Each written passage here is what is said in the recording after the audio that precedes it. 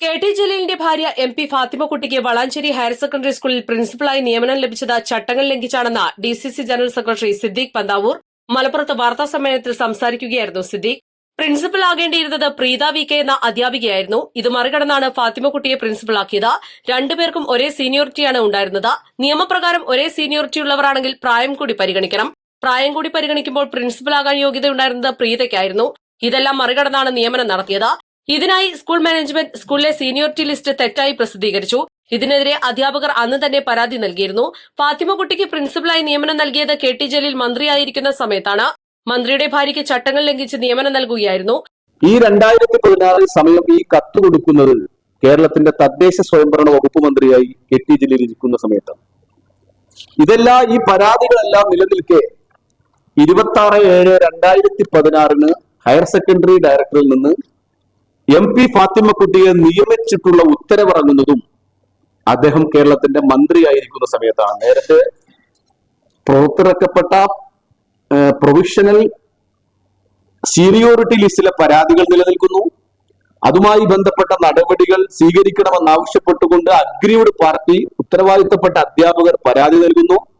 ആ പരാതികൾ ഒന്നും തന്നെ മുഖവിലക്കെടുക്കാതെ ഇവരെ നിയമിച്ചതായി പറഞ്ഞുകൊണ്ടുള്ള ഉത്തരവ് അപ്പോയിന്റ്മെന്റ് ഓർഡർ ഇറങ്ങുന്നത് 2016 ഒന്നാം പിണറായി സർക്കാർ കേരളം ഭരിക്കുമ്പോൾ ഇദ്ദേഹം ആ മന്ത്രിസഭയിലെ പ്രധാനപ്പെട്ട വകുപ്പ് കൈകാര്യം ചെയ്യുന്ന സമയത്ത് ആ മന്ത്രിയുടെ ഭാര്യയ്ക്ക് എല്ലാ നിയമങ്ങളെയും ചട്ടങ്ങളെയും ലംഘിച്ച് എല്ലാ പരാതികളെയും ഒരു പരാതിയെയും മുഖവിലക്കെടുക്കാതെ നിയമനം നൽകുകയും അവിടെ നിന്ന് അങ്ങോട്ട് ഇന്നീ സമയം വരെ ആ പ്രിൻസിപ്പൽ പദവിയിൽ തുടരുന്നത് മറ്റൊരു അധ്യാപികക്ക് അർഹതപ്പെട്ട അവർക്ക് അവകാശപ്പെട്ട പദവി തന്റെ കയ്യിലുള്ള അധികാരം ഉപയോഗിച്ച് അല്ലെങ്കിൽ താൻ വലിയ അധികാര പ്രമാണിയുടെ ആളാണ് എന്ന് ബോധ്യപ്പെടുത്തിയതിന്റെ ഭാഗമായി മാനേജ്മെന്റും ഹയർ സെക്കൻഡറി എഡ്യൂക്കേഷനും ഒക്കെ നൽകിയ ഔദാര്യത്തിന്റെ പുറത്ത് ആണ് എന്നുള്ളതാണ് നമ്മുടെ വാദം.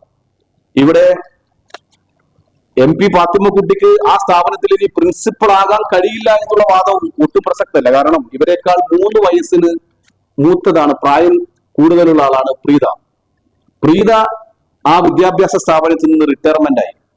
അവർ റിട്ടയർമെന്റ് ആയി പോയതിനു ശേഷം അവിടെ ഒരു കാറ്റഗറി, ഒരു സീനിയോറിറ്റി ലിസ്റ്റ് ഉണ്ടെങ്കിൽ അതിൽ 2ാം സ്ഥാനക്കാരി MP ഫാത്തിമക്കുട്ടിക്ക് പ്രീതയുടെ കാലയളവിന് ശേഷം വീണ്ടും പ്രിൻസിപ്പൾ ആവാനുള്ള അവസരം നിയമപരമായി നിലനിൽക്കെ മറ്റൊരു അധ്യാപികയുടെ അർഹമായ അവകാശത്തെയാണ് അവിടെ പരസ്യമായി ലംഘിക്കപ്പെട്ടിരിക്കുന്നത്.